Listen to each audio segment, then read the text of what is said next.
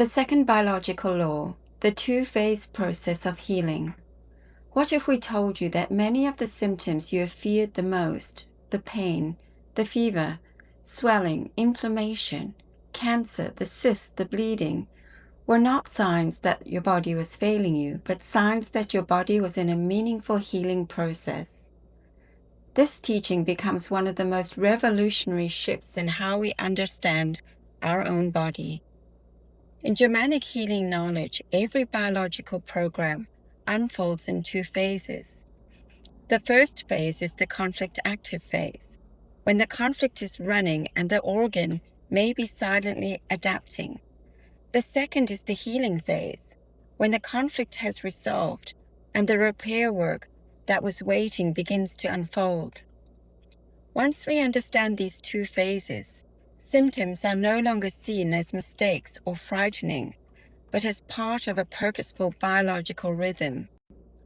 Let's take a look at the two-phase diagram to further understand the pattern of every disease. If you look to the left of the two-phase diagram, you will see arrows pointing up and down. The top part, which is in blue, of the diagram represents our daytime nervous system, and below that, in red, is our nighttime nervous system.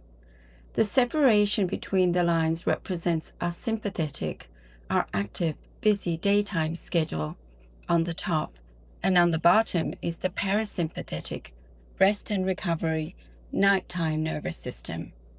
We operate on a 24-hour circadian rhythm, which you are familiar with. When something happens, something occurs in our 24-hour cycle that is distressing, catches us off guard, and isolates us in that moment, it is called a DHS, a Dirk-Hammer syndrome. It is experienced as a biological conflict shock. At this time, we are caught off guard. The DHS, which shows in the first white triangle, is the split second when something unexpected hits you so fast, so sharply, and so personally that your whole biology reacts before your mind even understands what is happening. It is not stress from daily pressure. When this conflict shock hits, the body moves immediately into conflict-active phase, which is the long blue section in the graph that is above the daytime line, and this instantly disrupts your normal day-night rhythm. Here is what actually unfolds in that moment. First, the psyche registers the shock, instantly and silently. It takes a snapshot through your senses. Something happens that you weren't prepared for. It catches you completely off guard. You're caught on the wrong foot. You're isolated and alone. You can't stop thinking about it. You actually feel it through all your senses before you even think it. This could be a sudden loss, a betrayal, a threat, a challenge in your home or your business, known as a territorial challenge, a separation. It could be an argument that blindsides you. In less than a heartbeat, your whole system says, "This is serious and I need to adapt now." From that split second forward, your nervous system goes into high alert. Your hands and feet are cold. Your mind spirals around the conflict over and over, and you can't think of anything else. You're unsettled, stressed, and unable to relax. You can't sleep. You're restless, and you wake in the middle of the night thinking about it. Maybe you lost your job. Maybe someone special that you love passed away. Maybe you had a fight that hit deeper than you expected. No matter the situation, the biology is always the same. It means that you entered into a sympathetic atonia phase. It means that in your body, your thoughts, your feelings, it is as if a tiger is chasing you. You are now conflict active. The shock impacts a specific area in the brain. It causes a lesion that is instantly imprinted in a specific area of the brain. Take a look at the example of the brain scan above. This turns on the biological program, and the lesion is called a hammer foci. This is targeted ring formation in the brain that Dr. Hammer discovered in tens of thousands of brain scans. At the moment this lesion appears, we become conflict active. Our brain turns on one of 3 biological programs, and this appears on a cellular level. When a conflict shock hits us, the body instantly chooses one of 3 adaptive responses. These responses are not mistakes and they're not diseases. They are meaningful programs designed to help us manage and resolve the conflict so we can return to living our life. Depending on where the lesion falls, we will either experience cell growth as in a tumor, a cyst, or a nodule, or we can experience cell loss as in skin or hair loss, bone loss, and the last adaptation would be functional loss, where we would lose our hearing or our eyesight or even movement in a limb. Let's look at each of these 3 programs. The first one, cell growth, cell multiplication. This is when the body adds cells somewhere, making an organ or a tissue temporarily larger or stronger. Think of this like nature adding extra hands to help you. A perfect everyday example is the menstrual cycle. Every month, a woman's uterus grows extra cells to thicken the endometrium. Why does this happen? In order to prepare the body to conceive and nourish a baby. If conception doesn't happen, the extra cells are no longer needed, and so they naturally break down and are released during menstruation. It is an incredible, meaningful biological preparation of cell growth with a purpose. The same thing happens during a conflict. If your biology perceives that you need more processing power, more strength, or oxygen, it temporarily multiplies cells to help you adapt. For example, if you are experiencing something truly frightening, the kind of shock that takes your breath away, your biology may instantly respond by growing small lung nodules. Why is this? Because in that moment of fear, your body says, I need more oxygen. I need more space to breathe so I can survive this. The lungs temporarily add extra cells to increase surface area and oxygen intake. And once the fear of the conflict is resolved, those extra cells are no longer needed. Nature has the cleanup crew for this called tubercular bacteria, TB bacteria. They gently break down and remove the lung nodules, just like the body naturally sheds the uterine lining after menstruation. It is purposeful, intelligent, and designed to bring you back to balance. Cell growth always has a biological meaning. The same works with the liver. If you're engaging in a starvation conflict, your liver is going to grow extra cells to adapt to help you use up that space so that you can have more nutrients, so that you can survive longer. Let's discuss cell loss, necrosis, or ulceration. This is when the body removes cells by thinning or widening a tissue to help you in a conflict. It might sound alarming, but it's actually brilliant. An example of this would be a skin separation conflict. If a child is separated too early from the breast, from mom or from home or comfort, the epidermis loses cells so that you become slightly numb. We never notice this, but it happens. Once we reunite with mom, and this is when we notice the healing phase. This is when the skin shows up with a rash or becomes dry or flaky. This happens to help to soften the pain of the emotional separation. Memory loss occurs too, so that we can forget who we are separated from. Let's discuss functional loss, which is a reduced function. This is when the organ doesn't lose or gain cells, it simply underfunctions for a period of time. The organ becomes quieter, slower, or less active so the person can cope. A simple everyday example of this would be a hearing conflict. If a child is trying not to hear something painful like shouting, criticism, bad news, the hearing can temporarily underfunction. The ear becomes blocked and we do not hear very well. We see this so often with ear infections because the pain comes in the healing phase once it's resolved. It is the body trying to protect the psyche from turning the volume down. Functional loss is a protective retreat, a way of saying, let me reduce this function while you navigate the solution. And the same happens with the eye as a loss of vision. In all three cases, the body is helping you. Cell growth, cell loss, and functional loss. Every one of these programs is biologically meaningful. It is a temporary adaptation tailored to the type of conflict your psyche experienced, how you perceived it. Our body is literally hardwired for survival and is always helping us. It's important to understand that our body is not doing something wrong when we have symptoms. Nature would never create that. Our body is always helping us. Once you find a solution and resolve this conflict, for example, you find a new job, you create peace with your spouse, then you will enter into the conflictolysis phase, or the CL. Refer to the second white triangle at the beginning of the healing phase.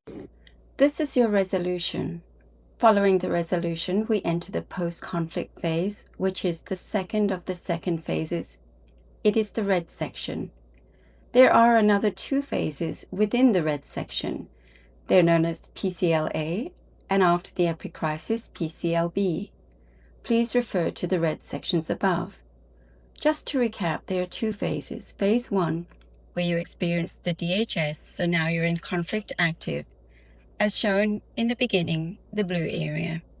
And phase 2, the red areas, PCLA and PCLB, where you are in healing. If while we are in conflict active and experience cell growth, and now resolve the conflict, we're going to break down those cells that we grew, and we will experience pain, swelling, and inflammation with that, and this occurs with the help of bacteria. It is known as the warm or the hot phase, and we usually experience fever. If we lost cells during the conflict active phase, we will replenish those also with the help of bacteria. There will also be pain, swelling, and inflammation. And if we experience functional loss of an organ or tissue, we will regain function. The PCLA is the healing phase. It's also known as the sick phase. And this is where we experience symptoms like vomiting, blood, fever, coughing, runny nose, colds, earaches, blurred vision, swelling, achiness, sore bones, and joints, pain in the intestines, and diarrhea. It is where all the symptoms show up. And usually when we go to the doctor, because we don't know we are already in the healing phase. We don't always know what is occurring in the body when we're in conflict active, but we do know we either have cell gain, cell loss, or functional loss. It's until we experience the symptoms, because the symptoms tell us what conflict we've experienced. For example, if it was in the bones, it would be around a self-evaluation from the cerebral medulla. If it was a cold or sinus, this would be a stink conflict or an annoyance conflict coming from the brainstem. If it's the gallbladder, it's a territorial anger from the cerebral cortex. And if it's pain in the small intestine, an indigestible anger morsel from the brainstem. Reproductive organs would be a conflict around sexuality or procreation, found in the brainstem or the cerebral cortex. So our symptoms tell us what type of conflict we've experienced and what brain and germ layer. As we reach the end of the PCLA, the sick phase, we arrive at a very important turning point in the healing process. This is known as the epicrisis. It's also called the epileptoid crisis. On the graph, this is the sharp pointy peak above the red area. It is shown up as blue because it's very similar to the conflict active phase. Here's really what's happening. During healing, both the brain relay and the organ build up edema, fluid. This swelling is protective. It cushions the brain. It supports the organ. It's the body's way of creating a soft, safe environment for repair.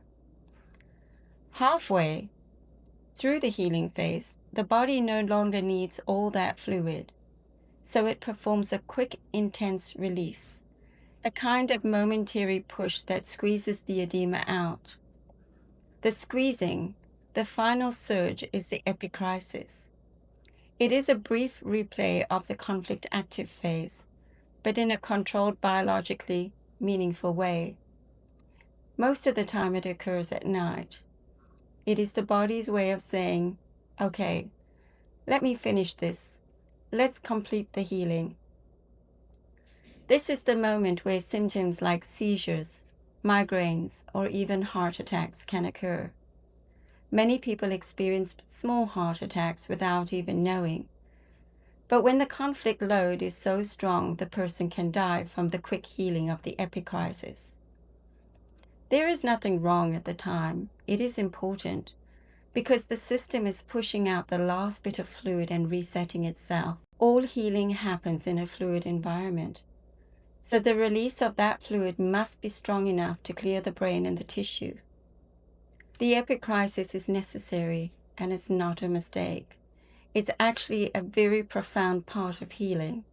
It's the peak, the turning point, the body's way of sealing the repair and moving into the final stretch of recovery. After the epicrysis, once the body has pushed out the excess fluid and completed the most intense part of the healing, we move into the phase B, also known as the PCLB. On this graph, this is on the right side of the red section. This phase is all about strengthening and stabilizing. Both the brain relay and the organ tissue now begin to scar over. It's the scarification phase. It's not in a harmful way, but in the same way as if you cut your skin and it forms that scab, that protective layer as it heals.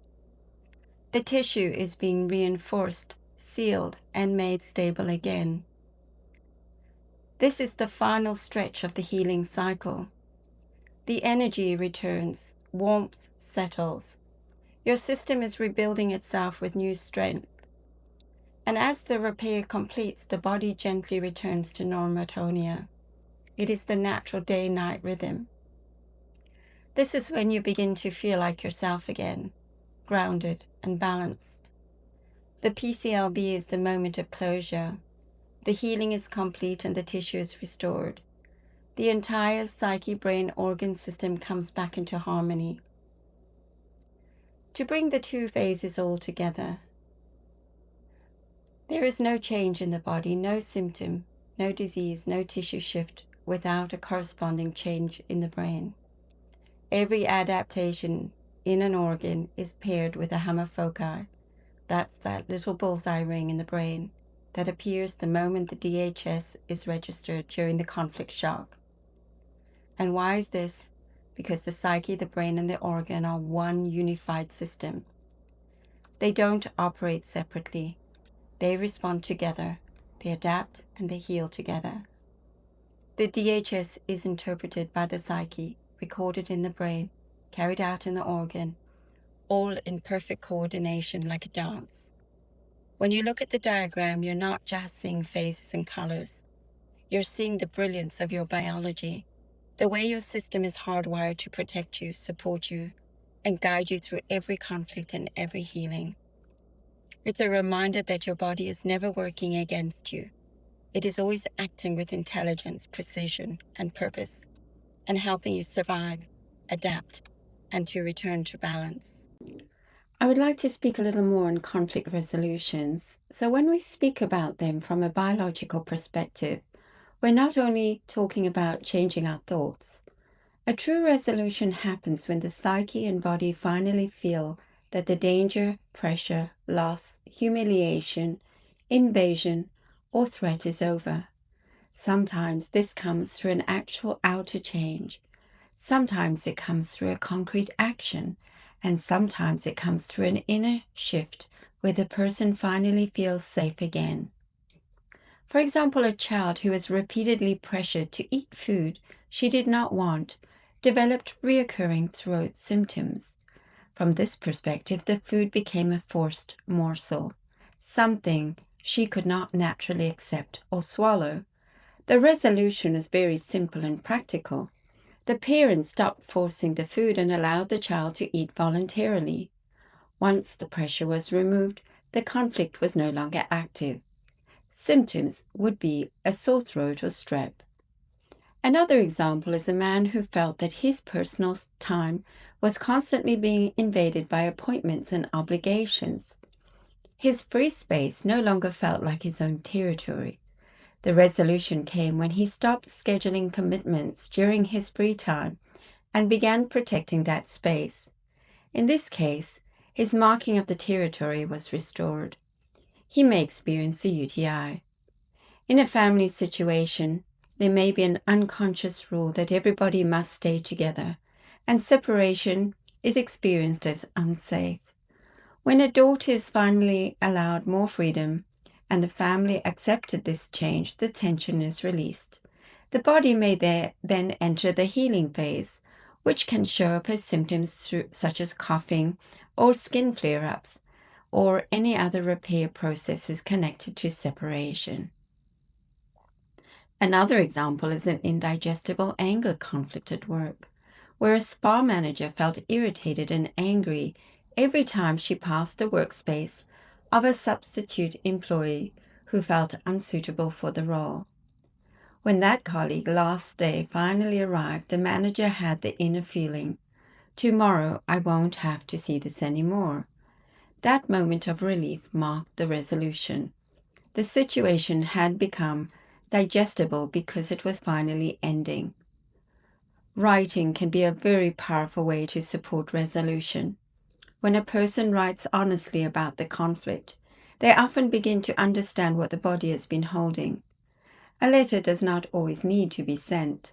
Sometimes writing the truth, reading it, and then symbolically releasing it by burning it or letting it go in flowing water can help the psyche feel that something has completed. The resolution happens when the body no longer perceives the situation as active. The body needs to feel it is over now. I am safe. I do not have to keep adapting to this any longer.